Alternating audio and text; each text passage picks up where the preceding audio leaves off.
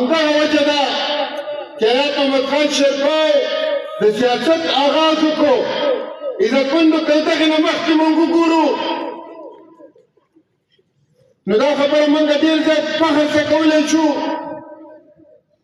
که دغې نه مخکې موږ د خپل حیات محمد خان شیرپای شهید د هغه ژوند ته لږ شان نظر وکړو. که هغه زېږېدلی و د یو نواب په کورنۍ کې زېږېدلی و، که هغه سیاست کو، که هغه سبق پې و هغه وخت کې، نو هغه ته هغه وخت کې دومره سهولیات و چې موږ دا د مشرانو نه اورېدلي چې د اسلامیه کالج غوندې چې هغې یو روټۍ او د هغې یو ډسپلین به روان و، خو دومره عصر رسوخ د هغوی د والد صاحب و چې په هغه اختل کې مو هغه ته هغه ډریور او هغه ته کوک او هغه ته هر قسم هغه سهولیات و. عزتمندو الله پاک د هغه په زړه کې هغه زموږ دپاره یو وسیله وګرځو، د هغه په زړه کې دا کېښوده هغه چې د هغه کالج د سبقونو نه فارغ شو، دلته راغلی او دلته دا حالات ولیده، دلته د غریب سړي ژوند ولیده چې څومره مشکلات دي ورته. نو هغه چې سیاست شروع کړو زما استاد د حقوقو لپاره شروع کړو. عزتمندو مکه منشور نن موږ دې د کیناس خلکو ته که وګورو موږ کې څوک غټ خان یا جاګیردار شته؟ وګورئ دا د قومي وطن پارټۍ سپریم ورکران دي، وګورئ شته پکې. وجه څه ده؟ تاسو ما ته د هغه چېرې چا ته چې کام سړي ته چې د سوخته میلاو شوې وه، نن همدغه وجه ده چې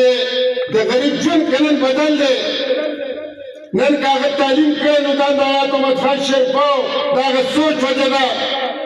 نن که یو غریب سړی دې ده کې چې د روزګار موقعو ته میلاو شوې ده،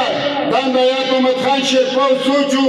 او نن که دا ترقي د غریب کس کړې ده نو دا د حیات محمد خان شیرپای هغه سوچ و. نن که موږ هم څه پښتو باندې نو دا د حیات محمد خان شیرپای دا هغه سوچ تسلسل دی چې هغه وایي چې دې غریب ژوند به چې کوم دی زه بدلوم، او نن دا ژوند چې کوم دی زموږ بدل شوی، دا د هغه پښتني وینې، دا د هغه سري وینې برکت دی. نو انشاءالله موږ خپل صوبایي صاحب په حاصلات ته وایو چې PK-3 سال ته به انشاءالله تا چې موږ له کوم ټارګېټ راکړی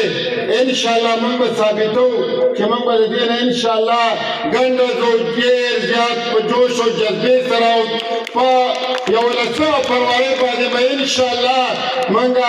دا اکثریت چې کومه دی یوازې دې ضلعې نه دې صوبې او هغه خلکو ته به موږ ښایو چې د موږ اکثریت چې کومه دی په 8 فروری په الیکشن کې په اقلیت کې بدل کړی و، هغه خلکو ته به موږ ښایو چې دې صوبې عوام چې کومې دي دا قومي وطن پارټۍ سره دي، د دې صوبې پښتانه دا دوی چې کوم دی په ملي مشر باندې اعتماد کوي او دا قومي وطن پارټۍ چې کومه ده دا